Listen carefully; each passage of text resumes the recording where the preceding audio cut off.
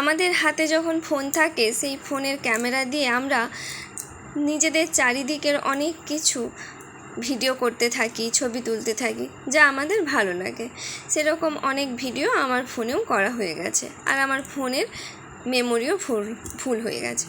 তো এখন ডিলিট করতে বসে এই ভিডিওগুলো আমার চোখে পড়লো, তাই ভাবলাম এই ভিডিওগুলো ডিলিট করার আগে আমার স্মৃতির পাতায় রেখে দিই। কারণ এই ভিডিওগুলো কতদিন আর ভবিষ্যতে কখনো দেখতেও পাবো না। ভিডিও থাকলে দেখতে পাবো, কিন্তু এই কাজগুলো, এই যে আমার ছোট্ট মেয়েটি এখানে দাঁড়িয়ে দেখছে আমার বাবার দাদুর এই কাজগুলো, ও ভবিষ্যতে হয়তো কোনো দিনও এইসব কাজ দেখতেই পাবে না।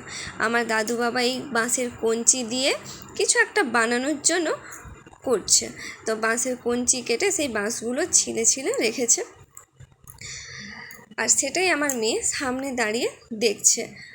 কিন্তু ও তো এখন অনেক ছোট, বড় হলে ও এগুলো কখনোই নিজের চোখে আর দেখতে পাবে না। এদিকে আবার আমার দাদু পুকুরে ছিপ ফেলছে, আর এই আমার একটা ছোট্ট ভাই, সেও বসেছে। এই যে পুকুরে ছিপ ফেলে মাছ ধরা, এগুলো আমরা ছোট থেকে অনেক দেখেছি, নিজেরাও করেছি, কিন্তু আমার মেয়ে কখনো বড় হয়ে আর করতে পারবে না। আর ওদিকে আমার বাবা যে বাঁশের কঞ্চি দিয়ে কাজ করছিল, সেটা দিয়ে কি করছে দেখো, এখানে একটা জিনিস বানাচ্ছে। তো আমাদের বাড়ির প্রয়োজনেই লাগে ওই জিনিসটা।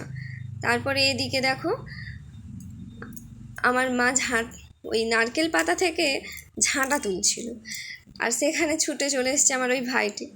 আবার এদিকে আমার বাবা বসে বসে একটা ঝুড়ি বানাচ্ছে, আর এই ঝুড়িগুলো আমাদের বাড়ির কাজেই লাগে।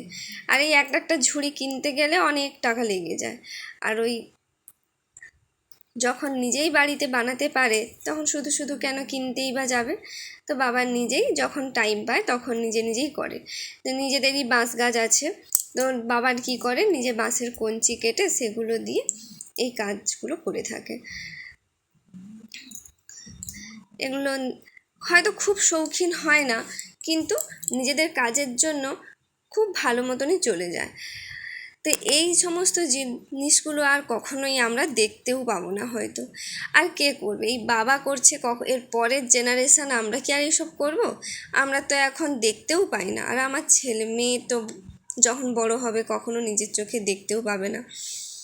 তোমরা হয়তো অনেকে দেখেছো এগুলো, দেখো কিভাবে বানাচ্ছে একটার পর একটা, ওই বাঁশের কঞ্চিগুলো কিভাবে কেটে করেছে। তারপর এদিকে আমি বসে গেছিলাম, মা উঠে যাওয়ার পর আমি ভাবলাম আমিও কিছুটা হেল্প করে দিই মাকে। অনেক